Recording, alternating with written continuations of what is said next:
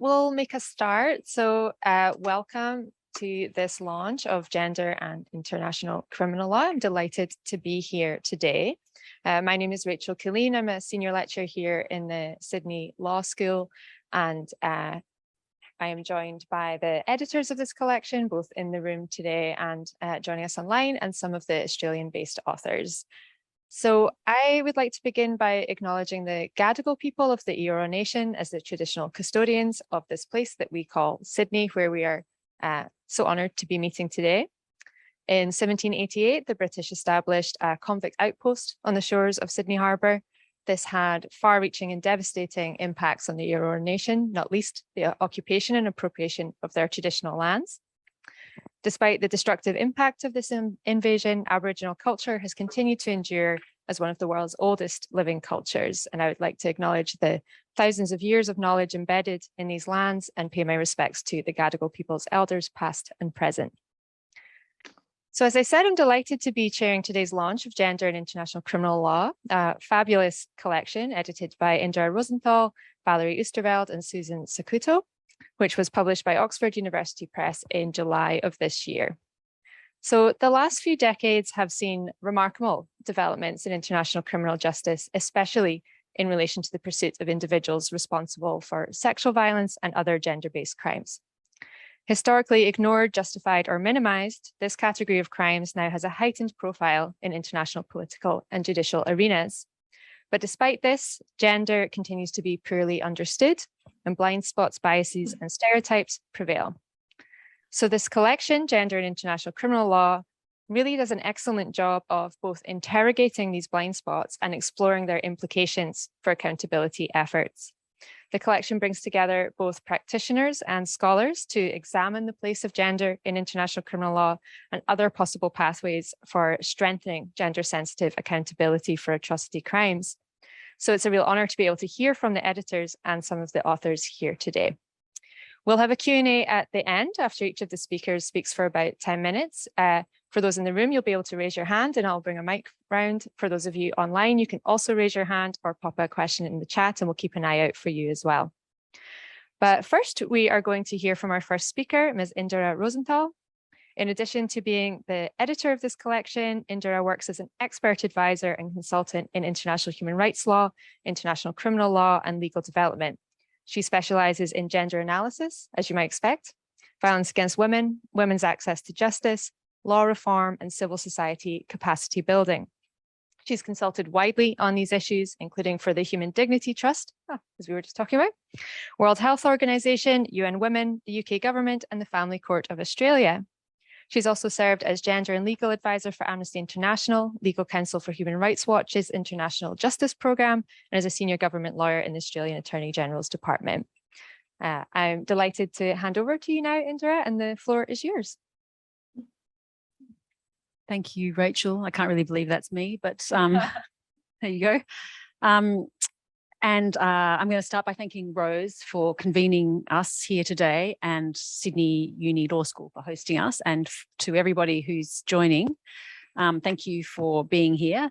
This is quite exciting for me. This has been a passion project of mine for what feels like a very long time.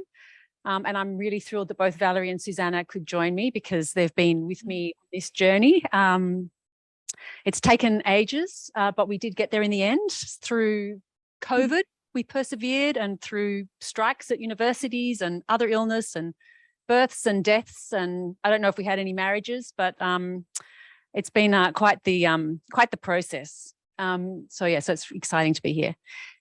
So I'm going to start with a little story about how the book came about, how this idea for the book came about, explain a bit about why we wanted to do it, and as I said, why we persevered through all of those life vicissitudes. And then I'm going to give a very, very brief overview of the contents of the book. I'm going to leave it to Valerie to talk a bit about the chapter that we co-authored. So I'm going to start with the story, which was that some years ago, I was working at the headquarters of Amnesty International as a gender and legal advisor. And my first task was to evaluate a global multi-year campaign on international justice, which had a big international criminal law component, from a gender perspective. And the campaign was already underway when I started. It was in its second of 6 years. And it was clear that it had neither been conceived nor designed in a way that took account of gender. By that, I mean that the campaign designers hadn't consciously asked how people, because of gender norms, were affected by international crimes, war crimes, genocide, crimes against humanity. They hadn't analysed for a gender perspective who committed and who was targeted for crimes, why certain crimes were committed, what harms or other impacts people may have experienced because of their gender, or even variations in those experiences that could be linked back to gender norms. And they hadn't looked at how gender was impacting people's participation in international criminal law mechanisms. So unsurprisingly, based on my evaluation, I thought this was affecting the campaign, the choices that were made about research, so what research was done, where it was focused, who was interviewed, whose stories were told, how that research was presented, and what follow-up actions were taken in the campaigning and lobbying that follows all Amnesty research projects. And so this was affecting, of course, what violations of fundamental rights the organisation was choosing to document and whose rights it was choosing to champion. To the organisation's credit, this gap had been identified, which was why I was there. As part of that initial task, I worked with multiple teams across the organisation. And so I got to see how gender and international justice, international criminal law really, as I said, was being understood and handled by the organisation. And I stayed with Amnesty in that role for about 4 years. And what I saw in those first months, in my first assignment, was really repeated across the organisation. And I worked with nearly every part of that organisation in that period of time, all with the same limiting impact on their scope of research and campaigning efforts. And probably come as no surprise to you that I found that pretty frustrating. So what I saw were many deeply held stereotypes and misconceptions about gender, such as very, very often gender was equated only with females. Gender-based crimes meant rape, or maybe some other kinds of sexual violence, but usually only when committed against females. Women and girls were the victims, males were the perpetrators. Women and girls were raped, but the same conduct against males made it torture. Sexualized violence was always heterosexual, and crimes without a sexualized element could not be gender-based, and so on. So, for example, if the research didn't point to females having been raped, then too often the assumption was that there was no gender here and no need to look further. The result of this was many lost opportunities to document more fully the range of rights violations that had occurred and to identify the victims of those violations. And this meant that their rights would not be fought for by the organisation or by those that they were lobbying, states responsible and so on. So I tell this story not at all to single out Amnesty or to criticise it. I think it's an amazing organisation, and certainly the people who work there were also amazing, incredibly dedicated, smart, committed, compassionate. And I suspect that many human rights organisations and most organisations in general, I would say, are probably pretty crap at understanding the way in which gender norms play out and the importance for their work to be able to identify that. There was another concerning and related factor at play in the context of international criminal law that there seemed to be a real sense of accomplishment about gender, and I thought that was misplaced. I mean, yes, progressively since the 1990s, and thanks to sustained feminist efforts, it was acknowledged at that time that gender-based violence could amount to international crimes and that they were not less serious than other international crimes. It's actually quite radical change in many ways. And yes, also rape and some other forms of sexual violence were being treated seriously. There were even international criminal tribunals and courts prosecuting and convicting individuals for those crimes, pretty much for the first time ever. And the language of gender could now be seen all over the place. So we have, gender-based crimes, gendered harms, gender balance, gender experts, gender focal points, and so on. But my impression from working on these issues at Amnesty was a sense that because of all of this progress, gender in international criminal law had been taken care of. It was all sorted now. The problem was fixed. So long as we took sexual violence seriously, we'd done our job. But as I said, it seemed to me that that was really misguided and that what was understood by gender was actually limited. And the consequence, again, as I've said, were concerning. I thought I could see that this was limiting Amnesty's impact and was a drag on accountability for human rights violations and international crimes. In the world of international criminal law more broadly, so outside the work that I was doing with Amnesty and its partners, of course, there were others, practitioners working in these international courts and tribunals, and academics and activists who were seeing the same thing happening with those who investigate, prosecute and adjudicate international crimes. Again, many held the same gendered stereotypes about sexual violence, what it looks like, who perpetrates it and who is targeted for it. And I think there was a reluctance or inability to understand the way that gender norms permeate and so influence the context in which crimes are committed, which is crucial to understand when it comes to building cases for individual culpability. And this was evident in the jurisprudence of international criminal courts and tribunals, some of which we address in our chapter in the book, and also investigative and prosecutorial decisions. The results: charges for sexual crimes did not survive, gendered crimes were mischaracterized, and courts were requiring a higher evidentiary standard to prove culpability for sexual violence crimes compared to non-sexual crimes. And my recent research confirms that what I saw in Amnesty International and what colleagues were seeing in the practice of international criminal law is that if you don't look, you don't see. So if an investigation doesn't reveal rape or sexual violence, then too often, again, investigators like human rights documenters don't go any further. They assume there are no gender dimensions of the crimes or the context in which they're being committed, no gender-based crimes, so no need to look further. Again, lost opportunities to identify and investigate more fully the scope of crimes committed in a situation and potentially exclude whole classes even of victims of those crimes from international justice, however limited that actually can be. So it seemed a useful endeavour to try to counter all of this and to open up a discussion about what gender in international criminal law really means, what it should mean, and why it matters. And also to counter the idea that if international criminal law is treating sexual violence crimes seriously in the course of prosecutions, it is addressing all the gender dimensions of international criminal law that it needs to do. So naturally for this task, we, Susanna, Valerie and myself, brought together leading feminist international lawyers, who better, and international criminal law practitioners and academics. And we have the book, which I'm sorry we don't have a copy of, but I think Valerie could hold up a copy. So you can see that it actually does exist in physical form. Yeah. So I don't know how much time I've got left, but I'm probably going super fast. I'm going to just give a very quick summary of the content of the book without spoiling what our other panelists are going to say about their contributions. The book is divided into 3 thematic parts. The first addresses the meanings commonly given to gender in the context of international criminal law and misconceptions about what it means. It also describes, with examples from international criminal courts and tribunals from their jurisprudence, the impact that such misconceptions are having or have had on accountability efforts for gender-based crimes at the international level, so real case law. Part 2, which we call Expanding Approaches to International Criminal Law Beyond Gender Equals Women and Gender-Based Violence Equals Sexual Violence, maybe tells you everything you need to know about what's in that part.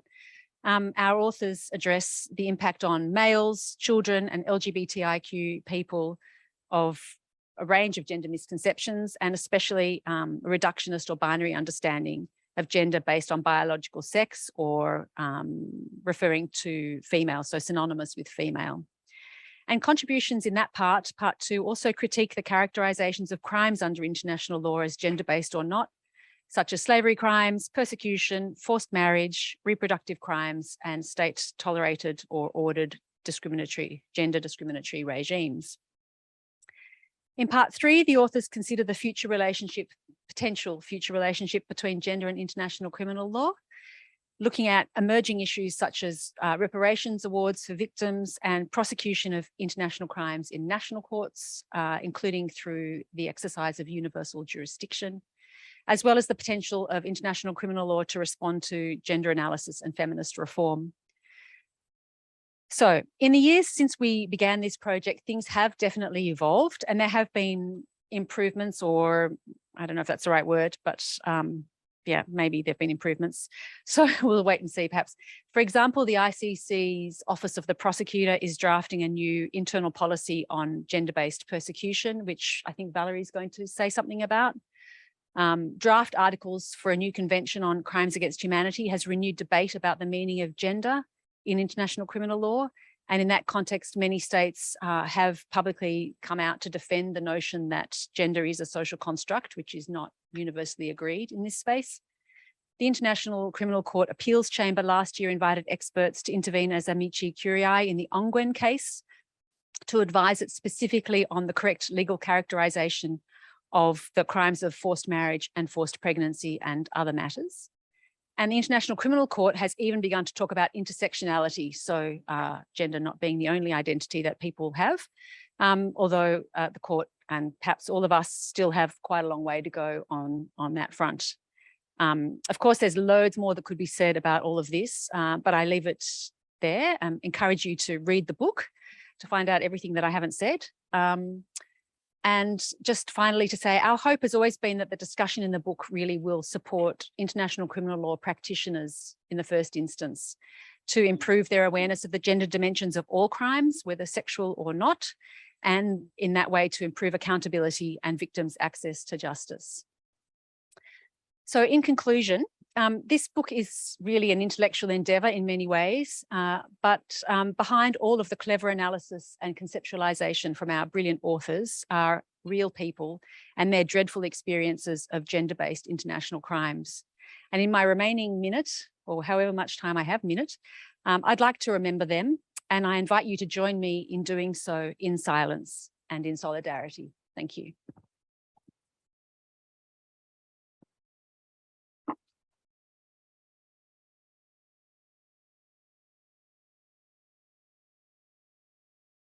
Yes, so we will just, because we all wanted to applause there very naturally, we will now have a moment for the victims of sexual and gender-based violence. Thank you.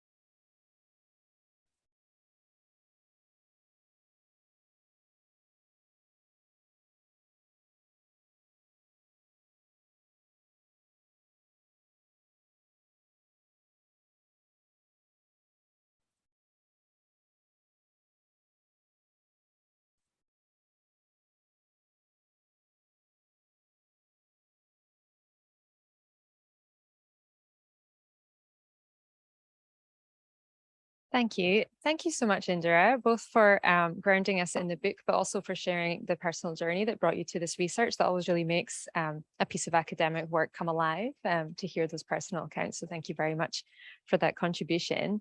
I'm delighted to say we are now going to hear from Professor Valerie Easterveld, who's joining us remotely here today up on the screen behind me. Valerie is a globally recognized expert on the concept of gender and international criminal law, and particularly on the interpretation of sexual and gender-based crimes by international criminal courts and tribunals. She's the Associate Director of the Centre for Transitional Justice and Post-Conflict Reconstruction at Western University in Canada, and a member of the Canadian Partnership for International Justice. So as was flagged, this is a book that brings together both scholarly and practitioner perspectives. And in addition to her academic work, Valerie has provided legal advice on international criminal accountability for genocide, for crimes against humanity, and for war crimes. And that's particularly in the context of the International Criminal Court, the ICC, the International Criminal Tribunals for former Yugoslavia and Rwanda, and the Special Court for Sierra Leone. Valerie's been an incredibly important voice in pushing for greater recognition of gendered harms over the last few decades. So it's just a real honor to have her join us today, where she will be speaking to us about gender-based persecution. Thank you, Valerie. You can unmute and carry on whenever you're ready. Thank you so much. It's a real pleasure to be with you today, chiming in from Canada, and specifically from the traditional lands of the Anishinaabe, the Haudenosaunee, the Lenape-Punuk, and the Changangton First Nations, to celebrate the publication of our book, Gender and International Criminal Law. As Indra mentioned, one of the main drivers of our project was the lack of understanding of and interaction with the concept of gender within international criminal law. And in our joint chapter, Indra, Susanna, and I recognize and celebrate the advances in international criminal law over the past 25 plus years with respect to understanding the impact of gender on crime. For example, although given only a very limited express jurisdiction over gender-based crimes, both the International Criminal Tribunal for the former Yugoslavia and Rwanda ultimately created a body of novel jurisprudence on crimes of sexual violence, recording a number of firsts. These included the first finding that rape can be used to commit genocide, that rape is not limited to penile penetration of a vagina because it includes oral and anal penetration, that sexual violence can amount to torture in relation both to the person against whom the act is perpetrated and those who are forced to watch, and in prosecuting sexual crimes committed against men and boys. These developments influenced the drafting of the Rome Statute of the International Criminal Court, which adopted a relatively detailed list of sexual and reproductive forms of violence and other gendered crimes, including persecution on grounds of gender. And then many of these crimes were copied into the statute of the Special Court for Sierra Leone, and then later into the draft articles for a proposed treaty on the prevention and punishment of crimes against humanity. And further, as expertise in investigating and prosecuting sexual crimes has developed, prosecutions have gathered pace. In the space of about 25 years, as Catherine McKinnon says, by any legal measure, the speed of light, a whole class of crimes and class of victims, as Indra said, that had been systematically ignored or dismissed over time, has now been acknowledged, and that the acts against them have been identified as serious. And all of this suggests a narrative of progress. And it is important to recognize, acknowledge, and celebrate that progress. And we do that in our chapter, and authors do that throughout the book.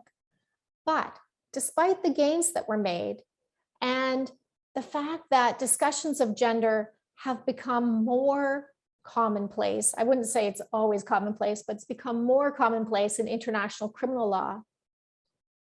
When you really push it, many people don't understand what the concept means. It's poorly understood. And as Indra mentioned, that there are many misconceptions and discriminatory stereotypes. In our experience, this lack of understanding is undermining accountability for crimes under international law. Because without a proper understanding of how gender operates in the commission, in the experience, in the impact, investigation, prosecution, in the judging of sexual and other gender-based crimes, practitioners overlook or under-prioritize or just simply don't understand these crimes. And by doing that, they miss the impact of gender in relation to all of the categories of crimes, not only those that have a sexual component, but every other category as well. Now, the only definition of gender in international criminal law is found in Article 7, sub 3 of the Rome Statute. And it was the result of hard-fought negotiations between ideologically opposed groups of states. On the one side was a small but very vocal minority of conservative states and the Holy See, with the support of a number of similarly, perhaps even more conservative, non-governmental organizations. In the Rome Diplomatic Conference, these groups or these categories especially feared that including the new crime against humanity of persecution on the ground of gender would become a backdoor through which discrimination that they carry out against LGBTIQ plus people would be criminalized. And they therefore sought to have gender defined very narrowly. And on the other side was a majority of states which insisted that the term be included and defined as socially constructed understandings of femaleness and maleness, which was consistent at that time and now with the established usage in the United Nations. And the resulting definition says, for the purpose of this statute, it's understood that the term gender refers to the two sexes, male and female, within the context of society. And the term gender does not indicate any meaning different from the above. Now, this was the result of what is called in diplomatic terms constructive ambiguity. And I'm sure you would agree that this is very opaque and ambiguous. Now, the good news is that the International Criminal Court's Office of the Prosecutor has sought to clarify what this means and has indicated that the definition clearly refers to socially constructed norms. Its policy on sexual and gender-based crimes states that this definition acknowledges the social construction of gender and the accompanying roles, behaviors, activities, and attributes assigned to women and men and to boys and girls. And this understanding of the meaning of gender in the International Criminal Court context underpins the whole policy and therefore the work of the Office of the Prosecutor and gives direction to staff on the effective investigation and prosecution of gender-based crimes. Even so, the definition remains controversial. There is a proposal by the United Nations International Law Commission, or there was a proposal by the UN's International Law Commission to copy this Rome Statute definition to the draft articles for the new Crimes Against Humanity Treaty. And then that drew criticism and expressions of concerns by states. Many states provided comments on this draft treaty, as well as UN human rights procedures and civil society members and scholars, all criticizing the Rome Statute definition's reference to biological sex and the opaqueness of the definition in the International Criminal Court statute. The Holy See and some others responded in favor of using that same definition from the Rome Statute, and in the end, the International Law Commission dropped the definition from the draft articles submitted to the UN General Assembly, which are going to be debated, this sixth committee, which starts in a couple of weeks. Lisa Davis and Danny Bradley's chapter in our book discusses these developments. So why do I tell you all of this? Because the contestation on the meaning of the term gender matters in international criminal law. The International Criminal Court will be the first international criminal tribunal to prosecute and perhaps convict individuals for carrying out persecution on grounds of gender. So it's important that the ICC judges understand and convey the complexities of gender and intersectionality. The charge of gender-based persecution is being pursued in two trials at the International Criminal Court right now. The trial in Al Hassan and in Abd al-Rahman, both of which could substantially expand international criminal law's understanding of this form of persecution. In the Al Hassan case, the accused is alleged to have served as the de facto head of the Islamic police under two Islamic extremist groups, and during their occupation of Timbuktu, Mali in 2012 and 2013. And in this role, the accused is charged with contributing to the discriminatory treatment of women and of girls by enforcing strict dress code rules for females under the threat of extreme punishment, and also permitting forced marriages, rape, and sexual slavery. And the International Criminal Court's prosecutor has also charged Abd al-Rahman an alleged senior member of the Janjaweed militia in Darfur, Sudan, with gender-based persecution on intersecting grounds with other grounds of persecution. The ICC prosecutor is also examining and investigating gender-based persecution in other situations. So for example, the prosecutor has requested to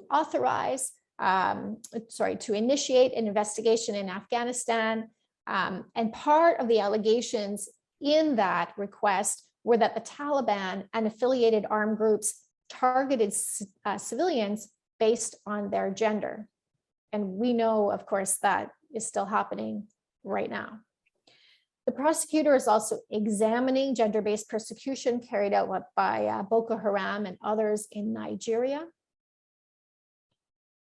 And given all this, let's just take a step back and remember that the International Criminal Tribunal for the former Yugoslavia's prosecutors understood that persecution is an explanation for many, many harms. What it does is pull together in a cohesive way violations to show that they're part of a persecutory pattern.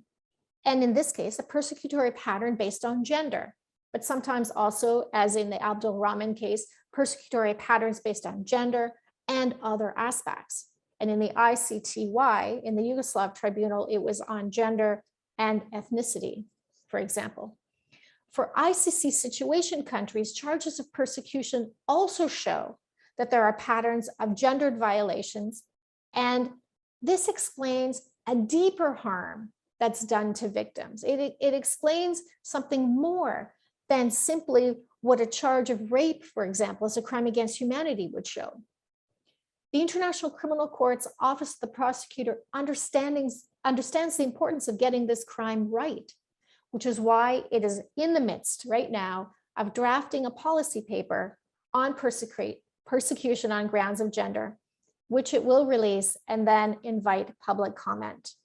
So I'll end there and turn it back over to you, Carla. Or Rachel, sorry. That's all right. Thank you so much. And thank you for really reminding us of the importance of grappling with the complexity of gender, even as a foundational concept before we even get into the implementation of prosecuting these types of crimes. I want to just pause and see, Susanna, would you like to come in? I know you're also here. We weren't sure if you'd be able to speak or not, but I'd love to give the floor to you if you'd like to add anything as the final editor. Thank you so much. So lovely to see you on screen. My colleagues from the book and co-editors. I think both Indra and Valerie have covered quite a bit. I would just say that as one of our hopes is that the book launches continuing discussions over some of these themes. Certainly, Valerie talked about gender-based persecution, which is the topic that of a new policy paper that one of our authors actually is spearheading, Lisa Davis. But I think one of the things that I hope the book will, in these discussions, will continue to generate is the discussion around how the connection between practitioners and academics and how we can get closer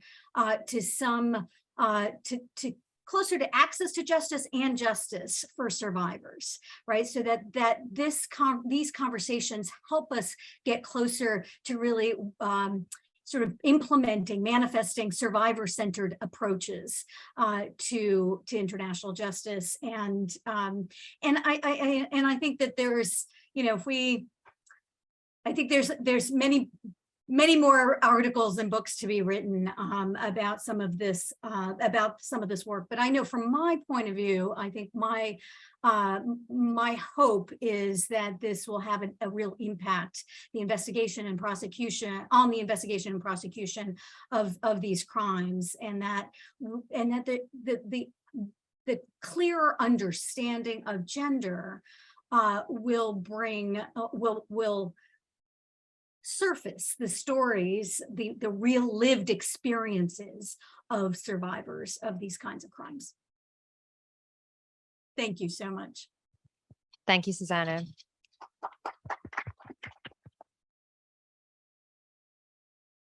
So now we are very lucky to hear from some of the contributors to the collection, and we're going to start with Dr. Mel O'Brien, who's on the far left of the table here. Mel is currently Associate Professor of International Law at the University of Western Australia Law School. Mel's work on forced marriage has been cited at the ICC. She has been an amicus curiae before the ICC and has been an expert consultant for multiple UN bodies. She is widely consulted for her expertise on international criminal law, and she is also the president of the International Association of Genocide Scholars, of which I am a lucky member. Mel's first book, Criminalizing Peacekeepers, Modernizing National Approaches to Sexual Exploitation and Abuse, was published in 2017. And she has a second book coming out very soon, From Discrimination to Death, Genocide Process Through a Human Rights Lens. Mel isn't feeling too well, so I'm not sure how long she's going to speak for, but I give the floor to her now to say as much as she would like. Thank you. Thank you for microphones too. So please bear with me today. I'm just coming out of having quite a nasty bug and I've only just got my voice back. So we'll see how long I can get through. Thank you to the editors for putting together this fantastic collection and for inviting me to contribute a chapter on forced marriage. I'll just talk a little bit about my chapter and before finishing up on the practical elements of the topic of forced marriage at the moment in the ICC. So my chapter looks at the gendered nature of forced marriage. I have two components to it. Firstly, a little bit of an overview of the laws, and then also an assessment of the gendered nature of the crime itself. I don't go too much into detail about the actual evolution of the laws because I and other scholars have looked at that in many other articles. But I do give a bit of an overview because it has been a very convoluted history, because none of the statutes of any of the international criminal courts and tribunals actually contain a provision prescribing forced marriage. Because of that, when it was first brought before the Special Court for Sierra Leone, which essentially was inevitable because of the ubiquitous nature of forced marriage during the conflict there, the court was in this position of sort of saying, well, how are we going to prosecute this crime? So it was a bit of back and forth in different judgments in the Special Court for Sierra Leone about whether it was going to be seen as an other inhumane act under crimes against humanity or whether it fell under enslavement. And different rulings went back and forth, and the argument for enslavement was that there was an element of ownership, but the argument for the crime of forced marriage being an other inhumane act as a crime against humanity was that it wasn't just about ownership and that there were other components to it. They also argued that it wasn't sexual slavery because it wasn't just about sexual violence. And that is the argument that has now come through with subsequent jurisprudence in the extraordinary chambers in the courts of Cambodia and in the International Criminal Court, that we have seen this development of the argument that forced marriage is an other inhumane act as a crime against humanity because of the different components. So there is the component of exclusivity of a relationship. There are the components of the person in the forced marriage, usually a girl or a woman, which I'll get to in a moment, being made to do essentially wifely duties such as household duties. And there is often, but it is not necessarily a component of sexual violence. So there's usually rape involved in it as well. So that is how the law has developed and where the International Criminal Court is at the moment and where it will probably go in the future unless there is an amendment made to the Rome Statute to actually bring in the crime of forced marriage. So as part of my discussion in the law, I also look at human rights law and the definition of forced marriage in there. So out of human rights law, essentially what it looks at is that marriage should be with full and free consent of both parties to the marriage. And that is what is missing when we look at the forced marriage that takes place in these atrocity situations. Now, the courts didn't always draw on this human rights definition, but that has come into it more and more, and the International Criminal Court has certainly drawn more on this concept.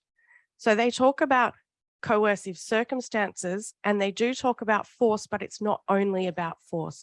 So they understand that it is about this issue of consent, full and free consent of both parties to become part of that marriage. Now, what the courts have also found is that the marriage doesn't actually have to be a legal marriage within the country, because often we see that these marriages don't actually take place as a formal marriage as they would normally. And that is irrelevant in the sense, in the context of forced marriage, because we're still looking at a situation where it's a relationship of exclusivity, where it's seen to be a marriage by the parties involved, or at least the perpetrators involved. So I want to have a look at the gendered component of it. So looking at the 4 case studies that have come through international criminal law, looking at Sierra Leone and the conflict there, Cambodia and the genocide under the Khmer Rouge in the 1970s, and the ICC has been looking at forced marriage in Uganda in the Ongwen case, and also, as Valerie mentioned, in Mali in the Al Hassan case. There are very much similarities between forced marriage and how it took place in Sierra Leone and Uganda. In Sierra Leone, girls and women were taken as what was known as bushwives, and they were forced to be the wives of soldiers, and they were treated brutally and horrifically. Physical violence, forced to take drugs, a lot of rape as well. This was very similar to the context under the Lord's Resistance Army in Uganda and the other countries where the Lord's Resistance Army has spread itself out in Africa. And Dominic Ongwen was convicted of forced marriage for his own forced marriages, but also as the second in command for indirect perpetration through facilitating and enabling and in fact forcing forced marriage on other soldiers within the Lord's Resistance Army. So again, they would abduct girls and young women and take them as forced wives, and they were forced to carry out wifely duties, cleaning, cooking, and these kinds of things, and were subject to horrific physical abuse and rape from their so-called husbands. Now, the situation in Cambodia was quite different. So in Cambodia, 2 people, a man and a woman, were forced to marry each other by a third party, essentially by the Khmer Rouge. So it's a very, very different situation.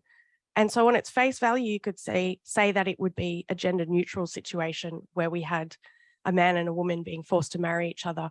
But in reality, the way it was carried out still ended up being quite gendered in terms of how girls and women experienced the forced marriage.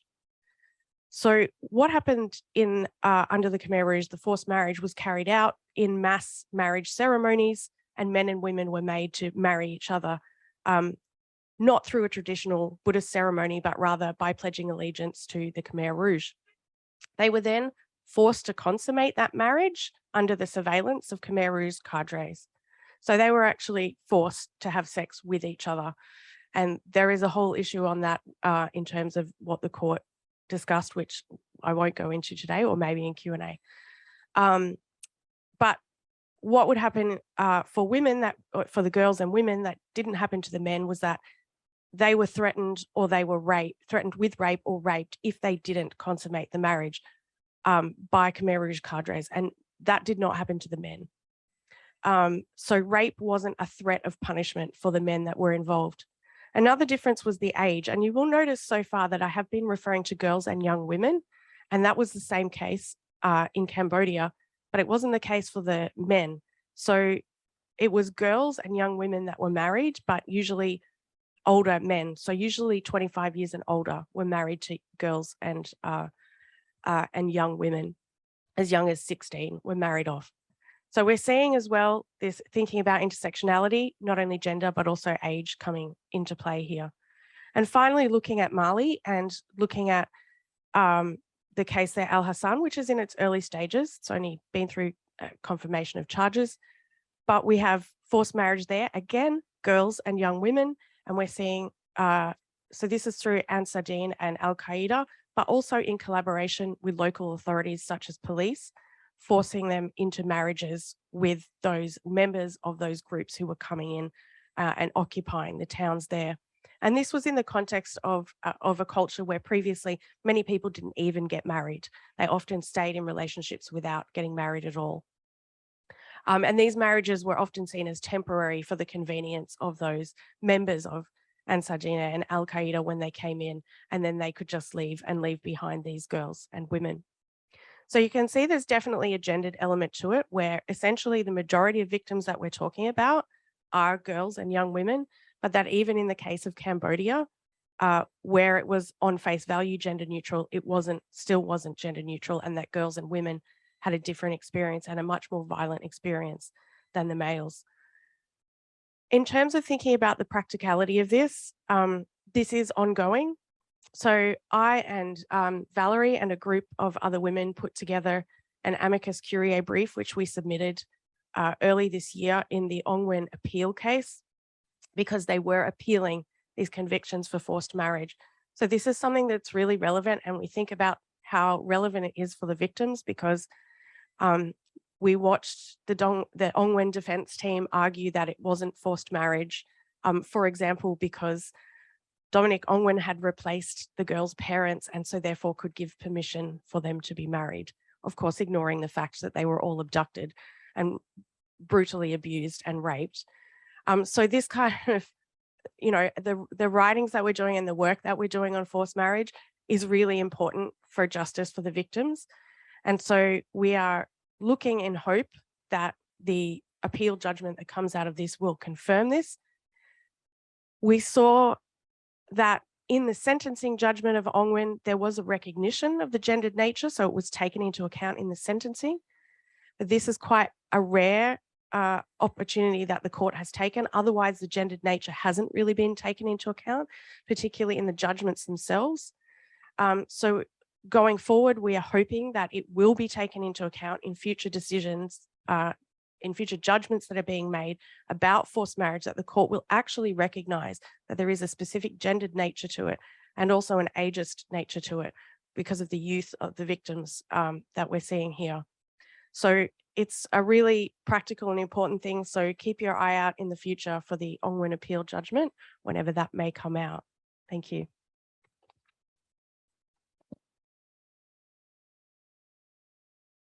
Thank you, Mel, for that sobering account of these experiences of forced marriage, and for highlighting the theme of autonomy and the right to control what happens to us, which I think is a theme that we will now continue to hear about from our very own Dr. Rosemary Gray. Rose is the co-director of the Sydney Centre for International Law, the host of this event today, and her research focuses on gender and international criminal law, particularly in the ICC and in the extraordinary chambers in the courts of Cambodia. Her excellent first book, Prosecuting Sexual and Gender-Based Crimes in the International Criminal Court, was published by CUP in 2019, and she has been invited to present her research at international forums, including the ICC Assembly of State Parties, the ICC Office of the Prosecutor, and she has consulted for key organizations, including Amnesty, the Women's Initiative for Gender Justice, the IBA, and the ICC. So Rose's recent research focuses both on reproductive crimes in international law and gendered approaches to judging in international criminal law. And it's in relation to the former that she's going to speak to us today about forced pregnancy and other reproductive crimes. Thank you, Rose. Thank you, Rachel. And thank you to everybody who's turned up today, whether you're here in the room with us or you're joining us by Zoom. My heartfelt congratulations to the three editors of this book, Indra Rosenthal, Valerie Easterveld, and Susanna Sakato. I want to begin by acknowledging country in the language of the Gadigal people on whose lands I live and work. Ninari Nalawa Nun, Mari Budri, Gadinurada. We meet today on the beautiful lands of the Gadigal people. My chapter is about what I'm calling reproductive crimes, crimes that smash someone's autonomy over their reproductive capacity. So I want to begin just by reading a little bit from the chapter, and then I'll give you a bird's eye view of what I say. Let me begin by just excerpt from the beginning of the chapter. In 2021, the International Criminal Court handed down its first conviction for forced pregnancy in the case against Dominic Ongwen, a former commander of the Lord's Resistance Army rebel group in Uganda. This 2021 judgment was a first for the International Criminal Court in many respects. Indeed, it was the first time that any international court or tribunal, going back to the Nuremberg Tribunal, had convicted anybody for forced pregnancy as a war crime or crime against humanity. The crime of forced pregnancy is grounded in the woman's right to personal and reproductive autonomy and the right to a family, observed the International Criminal Court trial judges in this history-making decision. This statement echoed the submissions of the ICC prosecutor, who throughout the trial had emphasised that the violation of the reproductive autonomy of women and girls in Uganda was the harm that underlay this crime. But the high watermark for discussing this idea of reproductive autonomy was the 2022 appeals proceedings in the Ongwen case, in which the prosecutor and the victims' counsel, and also multiple amici curiae, including myself, all urged the International Criminal Court's appeal chamber to affirm that reproductive autonomy is indeed the value that is behind the crime of forced pregnancy. So begins the chapter in this book that I have written. And as that introduction foreshadows to you, my chapter focuses on forced pregnancy and other crimes that violate the victim's reproductive autonomy, meaning the victim's right and their material ability to exercise agency over their body, over their fertility, over their reproductive capacity, and over their sexuality. To give you concrete examples, this would include forcing someone to have an abortion, forcing them to use contraception, forced sterilisation, forced wet nursing, forced breastfeeding, forced pregnancy. I chose to focus on crimes that violate reproductive autonomy for several reasons. The first reason is because reproductive autonomy is a value of utmost importance. It is integral to the pursuit of human dignity, to bodily integrity, and to gender and racial equality. The next reason I chose to focus on these types of crimes is because the International Criminal Court and other courts are at a turning point when it comes to recognising reproductive crimes. These crimes have been largely overlooked in the development and practice of international criminal law for many decades. But after those long years of silence or of distortion, crimes that violate reproductive autonomy are now starting to come to the fore. And the ICC's Ongwen case that I began talking about is the leading case in this respect. I had the opportunity to have a small part in that case as an amicus curiae, together with colleagues from Amnesty International and the Global Justice Centre and the Women's Initiatives for Gender Justice. And our intervention focused specifically on the crime of forced pregnancy. What is its definition? What is the harm being protected? And how does it relate to restrictions on pregnancy under national law? Now, in my brief remarks today, I'll just give you a very bird's eye view of the three moves that I make in this chapter. First, I explain what I mean when I'm talking about reproductive violence. I argue that this is related to sexual violence, it's a subset of sexual violence, but its distinctive feature is that people's reproductive health and autonomy is damaged, sometimes irreparably. Often, this damage is intentional. The victims are systematically dehumanized or subjected to physical or psychological injury based on the perpetrator's belief that their reproductive capacity is a resource to be commandeered for political or ideological or economic ends. Next, I trace the very fraught process by which some forms of reproductive violence have been expressly defined as crimes under international criminal law. These would include, first, the crime of genocide by imposing measures to prevent births within a racial, ethnic, national or religious group. And more recently, the crimes of forced pregnancy and forced sterilisation, which were codified in international law for the first time in the 1998 Rome Statute of the International Criminal Court. In this historical part of the chapter, it will come as no surprise to anyone that in international law, just like in national jurisdictions, the topic of reproductive autonomy is divisive and contentious. Proponents of reproductive autonomy have achieved substantial gains in many states, and there is a vast body of jurisprudence from human rights courts, as well as United Nations treaty bodies, that support these endeavours to protect and respect reproductive autonomy. At the same time, many states continue to restrict reproductive autonomy for religious or ideological reasons, as well as for population control reasons. Women are most often affected, especially poor women, Indigenous women, women of colour, and women with disabilities. In the final part of the chapter, I identify concrete prosecution strategies for charging violations of reproductive autonomy that are yet to be expressly named in any instrument of international criminal law. These would include forced abortion, forcing people to impregnate third parties, like forcing enslaved men to impregnate enslaved women so that the slave owner has more slaves, for example, forcing people to use contraception, forcing people to conceive or bear children outside of the very narrow definition of forced pregnancy in the Rome Statute, forced wet nursing, forced breastfeeding, etc. This is the most practice-oriented part of the chapter, where I outline what I think are trial-ready strategies for prosecuting these crimes. And I hope that it might be of some use to those working in the International Criminal Court and in other international, national, and regional courts where prosecutions of genocide, war crimes, crimes against humanity, and aggression take place. I conclude the chapter by arguing that the existing legal framework in international law does actually provide multiple avenues for prosecuting reproductive violence as a war crime, a crime against humanity, an act of genocide.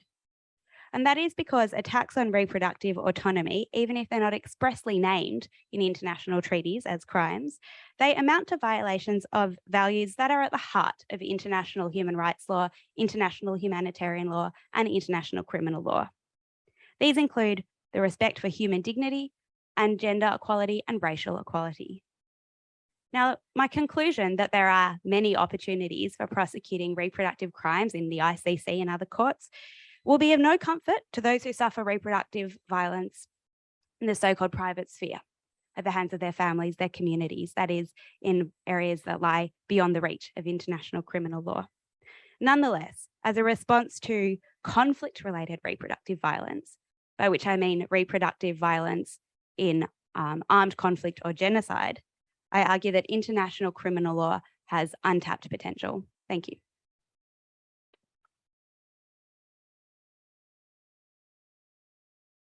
Thank you so much, Rose, and thank you for highlighting a crime that really shows the continuum of violence that can exist between domestic and international crime.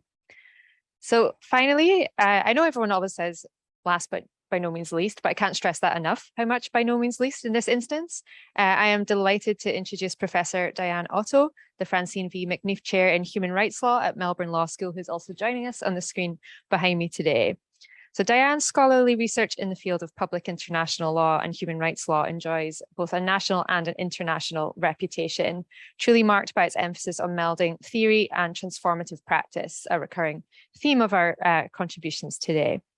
Diane has been active in a number of human rights NGOs, including Women's Rights Action Network Australia, Women's Economic Equality Project Canada, International Women's Rights Action Watch Asia Pacific Malaysia, and International Women's Tribute Centre in New York.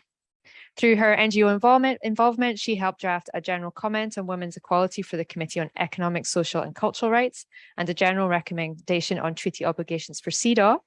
She was a member of the expert panel at the Asia Pacific Regional Women's Hearing on Gender-Based Violence in Conflict, which was held in Phnom Penh in 2012. So today she's going to draw our presentations to a close by sharing her thoughts on whether international criminal law is particularly impervious to feminist reconstruction. So very excited for this, Diane. Thank you so much for joining us. Thank you, Rachel.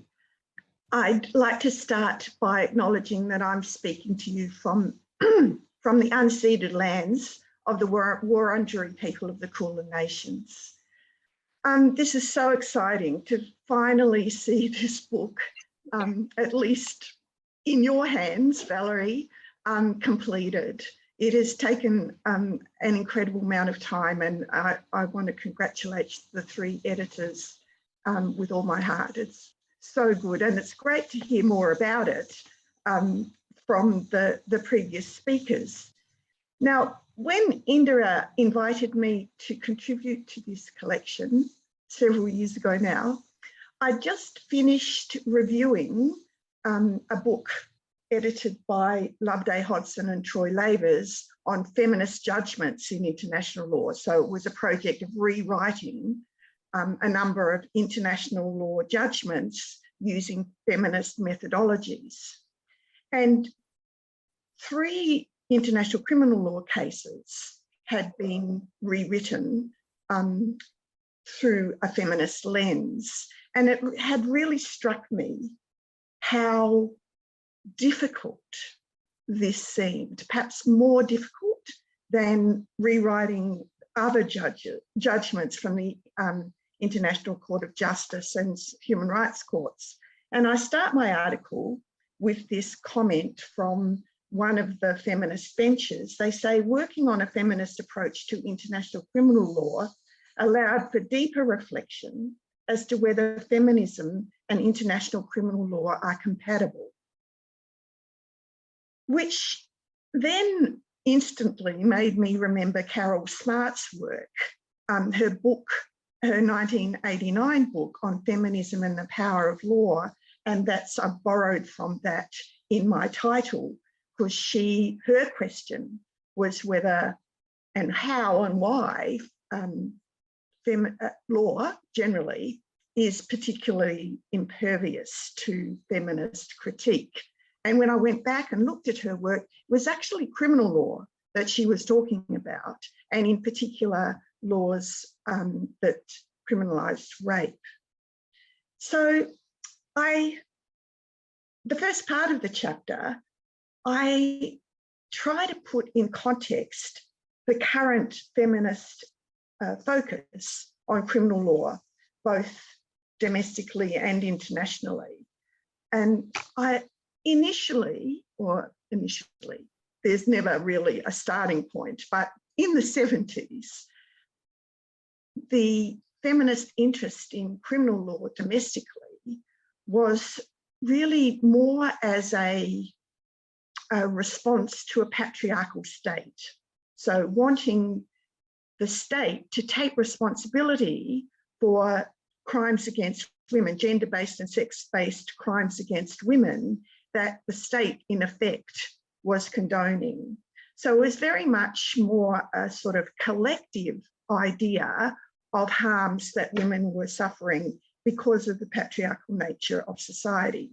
And this was really played out, I think, very visibly at the first International Women's Tribunal, so a NGO tribunal in 1976 that was a response to International Women's Year, held in Brussels.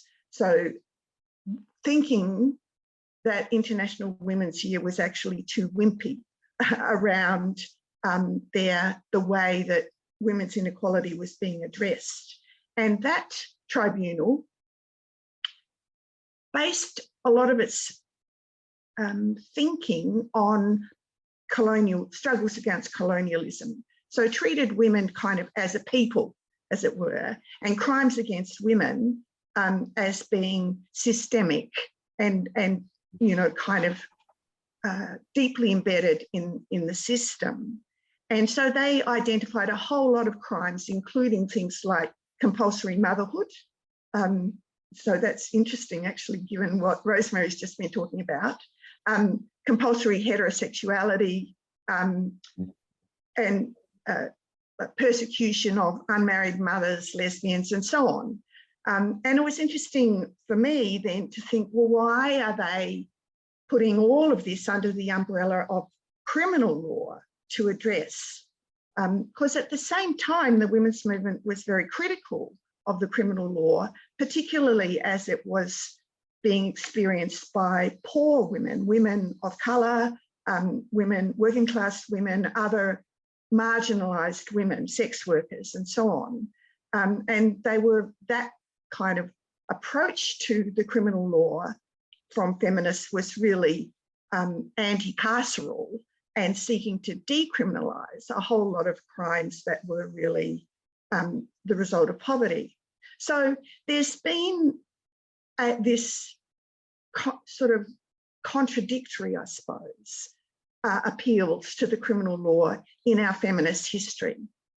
But I think that once feminists started to really get focused on criminal law reforms, that some of this history got lost. And I'm arguing that the focus on reform, which required a focus, and we've seen that in international criminal law as well, it just takes all your energy to try to reframe the law in a way that will acknowledge the gendered underpinnings of almost everything. And so, yeah. So with that history in mind, I then look at the court, 3 international criminal law decisions, one at the ICTY, another at the ICTR, and a third at the International Criminal Court. And my focus is really on feminist judging. So moving on from the feminist judgments in international law project, what's happening in reality in these courts when feminist judging, and Rosemary and Louise Chappell call this gender justice judging, occurs. And I wanted to show, I suppose, just how deeply embedded resistances to feminist judging are in the criminal law. And in looking at the 3 cases, you can see, and 2 of them, AKSU and what was the other one? The Frunzia case from the former Yugoslavia, were both very positive in their outcomes. They were milestones in the development of feminist jurisprudence in international criminal law. But the criticism of the judgments was devastating in some ways. Thankfully, so accusing the judges, particularly the women judges involved, of judicial activism, of impartiality, of lack of attention to the principle of legality, of being more policy oriented than legal in their analysis, and so on. And with the 3rd case, which was the Bemba case, not the Bemba case, the Lubanga case, which was the first international criminal court case to actually find a conviction for a range of gender-based, sexual and gender-based crimes. The appeals chamber acquitted the defendant, despite a unanimous decision of the trial chamber after 4 years of working methodically through the evidence. And the dissenting judgment in the Lubanga case by Justice Odio Benito formed actually the basis for a rewriting of that judgment in the Feminist Judgments project that I referred to. But she has received all sorts of, highly personalised criticism because of her dissenting judgment, rather than, an interest in her legal thinking, in her judicial method, and an examination of what can be learned, how could it be done better, and so on, which is what one would hope to expect from the International Criminal Court, with so many provisions in the Rome Statute that promote, or at least give some legitimacy to using feminist methods of judgment. So my question, I suppose, the 3rd part of my article, then I go back to women's tribunals, to NGO tribunals, and highlight some of the ways in which they try to tackle these embedded impediments to feminist judgment, and suggests that there is perhaps more interaction between and learning from or between those working at the grassroots level to try to ensure that victims' voices are heard and legitimated, at least, and those of you working at the international level really within the constrictions of international criminal law. So when I sent this piece off to Indra, I thought, oh, this is too, she'll send something back to me and say, no, Di, you missed this bit, or no, there's this case that you didn't know about. And so I was really surprised when she wrote back and said, oh no, great, we'll have it. Because I don't want this to be a depressing conclusion.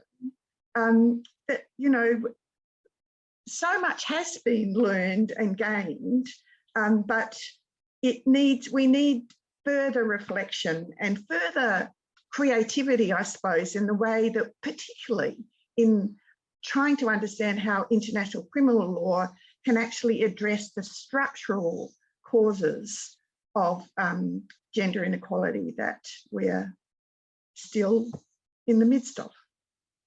So thanks.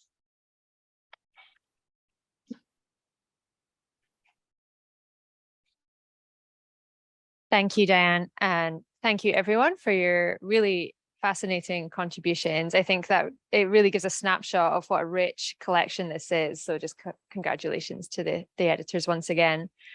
We have, you want to add something? Yeah, go for it. Oh, you got your own mic, go for it. I don't want to take up much time because it's always good to get questions from the floor, but I just wanted to make two quick comments, if I can remember what they are. I mean, firstly, I wanted to say to Di about your last comment. I mean, I think that when we saw your chapter, I mean, it was just such an important element of the whole story that needed to be said aloud, which is that I'm all trying desperately to improve international criminal law for women and or for everybody really. But actually the deeper question of just, you know, the questioning of that project itself that I think comes through in your chapter is just so important, because if we don't go there as well as just like getting down in the weeds of what the crime, how the crime is characterized or what evidence is gathered and so on, if we don't actually go to the structural bigger picture, if you like, then we're actually not going to make progress. I think it's critical, mission critical to understand what it is we're actually facing in trying to make even these sort of small incremental changes to improve the way that the international criminal justice or international criminal law operates. So I just wanted to say that.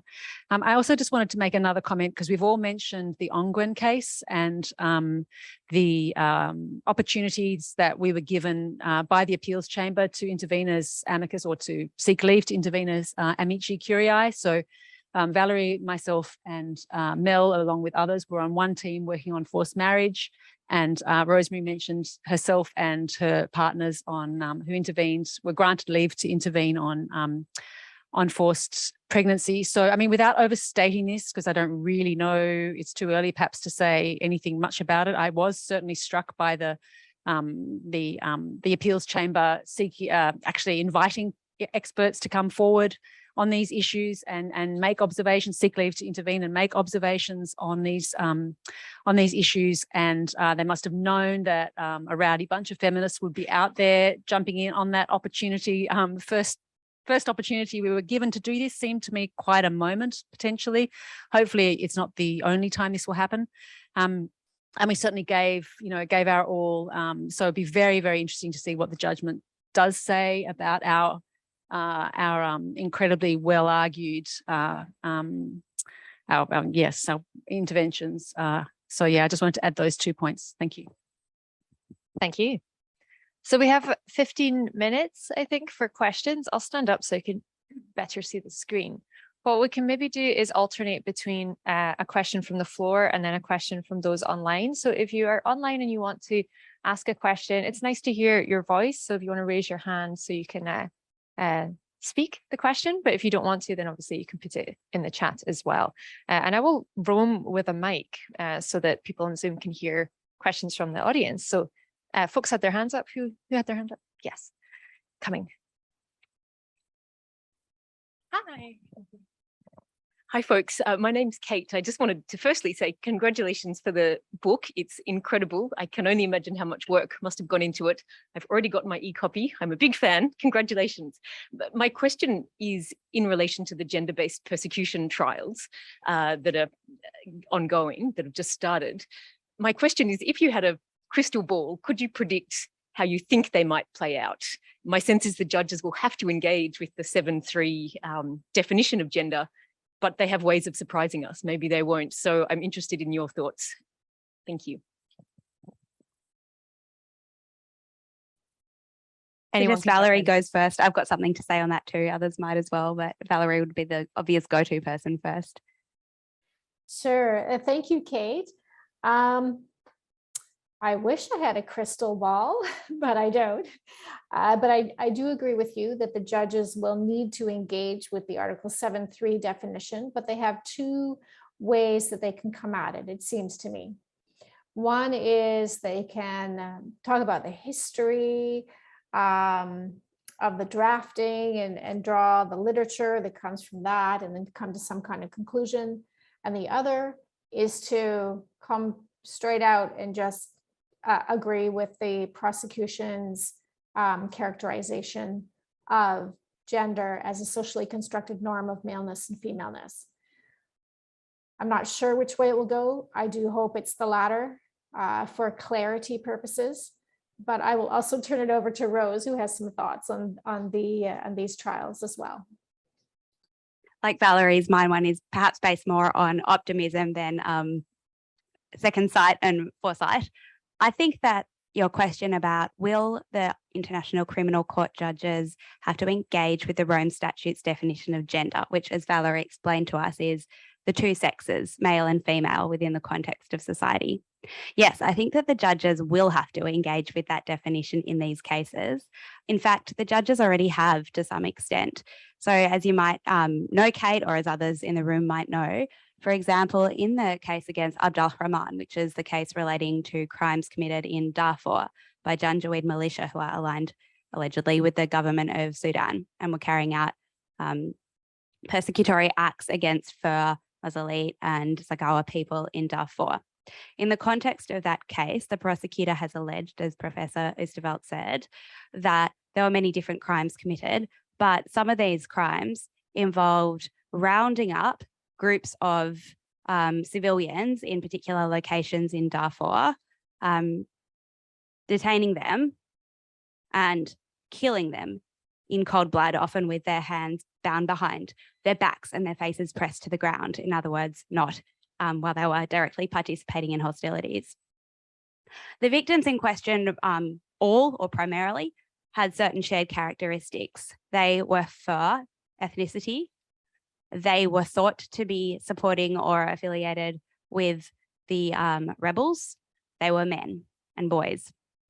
And so the prosecutor has alleged in that case that the killings, apart from constituting murder as a war crime and crime against humanity and other relevant crimes, also were persecution on intersecting gender, ethnic, and I believe political grounds.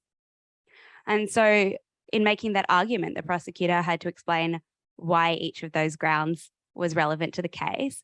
And in relation to gender, the prosecution has argued that gender in this case wasn't a one-dimensional factor, but it intersected with their Fur ethnicity, their alleged or suspected political affiliations, and the fact that because they were male, they were assumed to be prospective combatants or potential combatants because there was a conflation between maleness or male sex and being a military threat. And so the prosecutor said as much in its pretrial submissions, and this was argued really in detailed format in the opening of the trial earlier this year. The pretrial chambers had to engage with that argument, and they did engage with, I haven't got the wording to hand, but the pretrial chambers decision confirming the charges said something along the lines of the bit about gender was because of their assumed social role as fighters associated with their gender. I can look up and send you the citation, but my point is the pretrial chambers did engage with this socially constructed idea of gender as opposed to just the fact that they had male hormones or male physical characteristics or whatever. And the prosecution submissions in the Al Hassan case, which is concerning the Islamists who occupied Timbuktu, where the charges of persecution on gender grounds relate to women and girls, the prosecution submissions are very explicit about this being not simply because these were people with a uterus or people with certain sex characteristics or whatever is a very biologically sustained idea of gender, but it was a socially motivated persecution because, according to the prosecution's case, Ansar Dine and Al-Qaeda in the Maghreb, who are the Islamists, had very explicit dogma about their beliefs about women's roles. That is, that women should be subservient, women are inferior to men, women should not be out in public without a male escort, women shouldn't dress in ways that are seen as immodest, etc., etc. Women should submit to rape and forced marriage.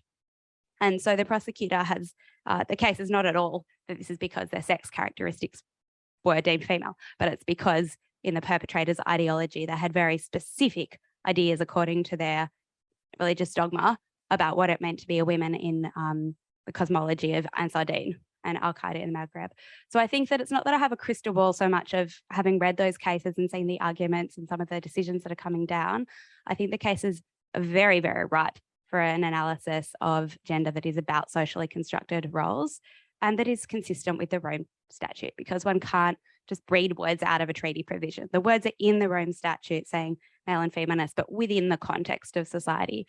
So I think that the facts that are being brought by the prosecution make it, I would say, inevitable that the judges have to engage with this. Thank you, Valerie and Rose. Are there any questions from online? Feel free to raise your hand if so. If not, I can take more from the floor. Yeah, I see a hand up. Farzana, do you want to unmute yourself and ask your question? Yes, hi. Thank you so much. My name is Farzana Ali. I'm a recent law school graduate from CUNY School of Law in New York, and I'm interested in this subject area. I'm very much looking forward to reading the book. So in my research and experience, and admittedly it's very limited, I've observed that the discourse on feminism and international law is often portrayed through kind of a singular global north perspective. And I wanted to know whether there's some discussion in this subject area on how feminism, especially through the singular perspective, could be harmful to justice and accountability, particularly with respect to harms perpetrated by the global north. And in doing so, kind of limiting what we mean by human rights violations. Who wants to have a go at that? Rose? Wonderful to have someone coming in from CUNY in New York. So thank you so much for your question and engagement. I only have the beginnings of an answer, which is that I too have been really, I think when I first came to this project, I was more naive about how much could be achieved by international criminal law and much more blind to all different types of feminism and my own blinkers. As I've become more immersed in the project and more aware of the fact that the feminism that I'm thinking about is in no way representative of, Black women's feminism, third world women's feminism, etc. I personally have been investigating much more into different feminisms too. As Di Otto mentioned, I'm part of a book, that project that is coming out. It's about all different feminist judgments about the International Criminal Court. The book is still in progress, but one of our explicit aims is to really present many, many different feminisms. And that includes our contributors come from many different countries in the world, certainly not all from the global north. Some of them are using TWAIL, that is third world approaches to international law, and other not in the mainstream white feminism approaches. And so it's not that I have the answer for you, but I do think that hopefully that book, which will be coming out from Cambridge University Press in the coming years, will really be part of this conversation that you're having with us, which is about what would feminism look like if it was all different types of feminism engaging with the project of the International Criminal Court. And based on what I've seen so far from the submissions coming in, some of them are much more of the type of feminism where you can tinker with this and that and you might get a slightly more just approach in this case. Some of them are burn the whole thing down and start from the beginning. And I think that that range of views is going to be really interesting to explore. Thank you. Yep, one more from the floor and then I will wrap up. Hello, my name is Terra. I wrote my master's thesis on forced pregnancy. So for that, your work was very valuable. Thank you for your previous book. So I'm very interested to see how this book will also provide new insights, because I thought that in the Ongwen case, one of the remarkable aspects was definitely that there was such maybe no understanding of gender, as was previously mentioned, or the traditional understanding of gender.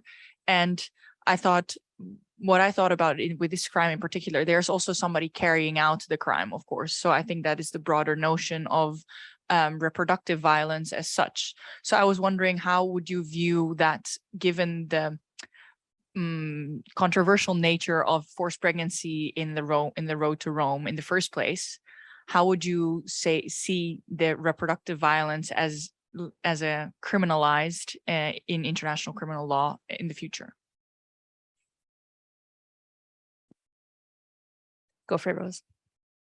Firstly, how wonderful to have someone in the room that's looked at a book before that I've written. So thank you. I'm very, very flattered by your engagement and shocked.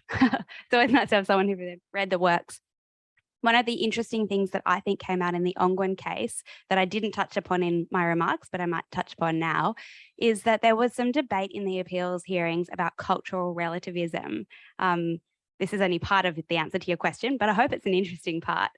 For those who are aware of this phrase, sometimes in international law or human rights practice, there's said to be a tension between respecting ideas and practices that are local to a specific culture, and at the same time, are those local practices and ideas consistent with universal ideas about human rights, like the right that men and the right of gender equality, for example? Does that sit in tension with certain religious and cultural beliefs? I think it's a false dichotomy, and I think it's really problematic. And there is some amazing writing by people out there who have really called out the elephant in the room, which is that it's not as if all non-Western cultures are misogynist, and that there is a lot of grassroots feminism in places that are thought to have traditional values, for example, and that there might actually be a greater complementarity between local views and universal views. But anyway, one of the things that was interesting to see from my perspective happen in the Ongwen case is that in the appeals hearings, there was, I believe, if I'm interpreting the defence's arguments correctly, there was some sense from the defense that apart from their arguments that the conviction was wrong on the law, wrong on the facts, and wrong on procedure, which was the defense's position, there was also some kind of argument that it seemed to be that the defense was saying that the idea that women have reproductive autonomy or have marital autonomy in a Acholi culture, in Acholi land in northern Uganda, is not the case, that it is accepted in Acholi culture that women will not have control over their sexuality or their reproductive choices or their marriage choices, and that therefore there was some clash with the crimes that the prosecution was bringing. I don't believe that the defense's arguments on that were based on solid evidence. I also don't believe that they were relevant to the Rome Statute. What I do believe, though, is that it was very, very interesting to see this legal argument being made. And I think that this is one thing that will probably come up time and time again in cases involving reproductive rights, which will be arguments that take all different legal guises, but where there is said to be a clash between maybe local and religious understandings about whether people, women, should have control over their reproductive autonomy and what is said in international law. So maybe that's a partial answer, but I thought that that is probably the tip of an iceberg that we'll see in many, many different cases. Mel, did you want to come in on that? Or you want to say something else? You can say something else. Did you want to come in on the back of Rose? Yeah, so Indra and then Mel. I'll thank you. I'll try and be quick because we're getting to the end of our time, but just made me think the two questions, there is obviously some relationship between the two, because on how the court might interpret the Article 7.3 definition of gender, my crystal ball says that they will engage with that definition and they will find that gender is men and women in the context, what is it? Men and women in the context of society, because that's what it says in the Rome Statute. I think the danger is how they interpret in the context of society, and the arguments Rose has just referred to about whose society are we talking about. Hopefully not the society where Ansar Dine rules. That's my personal view. So yeah, just throw that in. It's not an answer to that, but I just wanted to let everyone know that if you are interested in exploring the number of amici curiae briefs that were submitted as part of the Ongwen appeal, you can obviously read the briefs themselves. They're available on the ICC website. But if that's a bit much, there are also some publications that we've had out. So Indra, Rose and myself have published a piece in the Australian Journal of Human Rights on our contribution, the Australian contribution, feminist contribution to those. And there's also been a blog symposium on Opinio Juris from all of the different feminist teams about each of their different briefs that they put together and submissions that they made. So you can find those out there. And I'm sure that if you can't find them, you could drop any of us an email and we'd be happy to send them to you. Thank you, Mel. So it falls then to me to just wrap up the meeting. I have to say there's nothing I love more than being in a room full of feminists and to get a chance to listen to 5 women who have inspired and influenced my own work has just been such a pleasure. I hope you found it a pleasure too, even though obviously the subject matter is somber and hopefully motivates us to continued action in this space. So just to wrap it up, I want to extend my heartfelt congratulations to you all on this excellent book, and hopefully everyone can join me in giving one last round of applause. Thank you.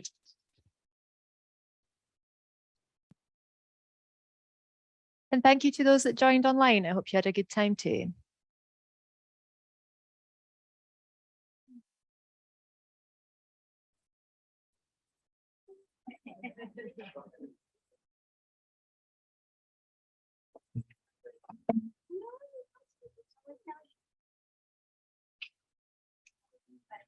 Thanks so much. Wonderful presentations. Thank you. Take care. Bye, Valerie. Bye, Susanna. Bye, Bye-bye. Diane. Susanna, Valerie, Diane. Yeah.